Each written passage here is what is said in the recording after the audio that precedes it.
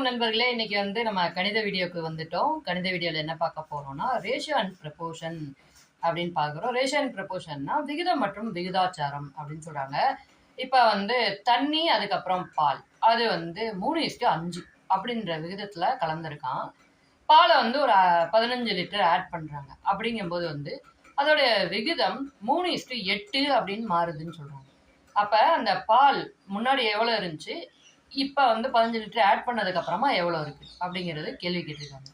இது நம்ம எப்படி கண்டுபிடிக்கலாம் அப்படின்னு ஒரு சிம்பிளா பார்ப்போம். இப்ப 3:5 அப்படின்னு இருக்குன்னு வச்சுக்கோங்களேன். நமக்கு கொடுத்துருக்க அந்த புதியதா ஆட் பண்ணக்கூடிய பால் 15 லிட்டர் அப்படின்னு சொல்றாங்க. இப்ப உங்களுக்கு இதுல இருந்து ஒரு சின்ன க்ளூ கிடைக்கணும். என்ன, ஏற்கனவே பால் 5 விகிதத்துல இருக்கு. ஆட் பண்றதும் 15 இருக்கு. அதுவும் ஒரு 5. அப்ப 3:5 அப்படிங்கிற ரேஷியோ என்னவா இருந்திருக்கும் அப்படின்னு நம்ம யோசிச்சோம்னா 15:25 அப்படின்னு இருந்திருக்கலாம். கரெக்டுங்களா? ஏன்னா 15ம் 25 உங்களுக்கு 5ஆல வகுப்படும். 3:5 அப்படிங்கிற விதத்துல இருக்கும்.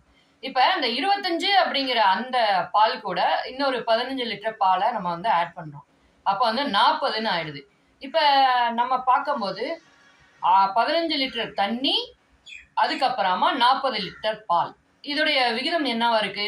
இதோட HCF நம்ம பார்க்கும்போது என்ன வரும்னா 5 தான் வரும்.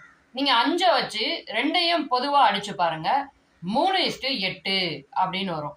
அப்ப புதியதாக, அதாவது அந்த 15 லிட்டர் பால் சேர்த்ததுக்கு அப்புறமா அந்த பாலோட அளவு என்னன்னா 40 லிட்டர். இந்த மாதிரி நிறைய வீடியோக்கள் நமக்கு எளிமையா நோ போர்ட் நோ பென் வச்சு நம்ம சொல்லித்தரோம். பிடிச்சிருந்தா சப்ஸ்கிரைப் பண்ணி நம்ம கூட ஜாயின் பண்ணுங்க. நிறைய வீடியோக்கள் உங்களுக்கு தொடர்ந்து வந்துட்டே இருக்கும். பாய்.